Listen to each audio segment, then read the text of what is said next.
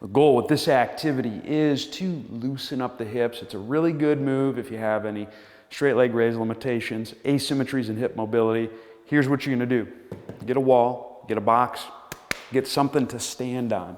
You wanna put one foot on the elevated surface. That can be a plate, it can be a book, anything like that.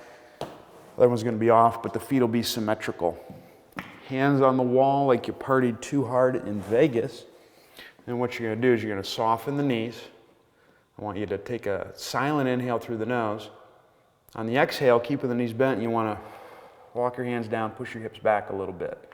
I'm gonna continue to look at the wall. Once I'm here, I'm gonna inhale, slowly walk down, sit on the box, exhale, walk up, but not stand up all the way. So again, silent in, exhale, walk the hands down, inhale down, exhale up. And that's how it's done. Give it a shot.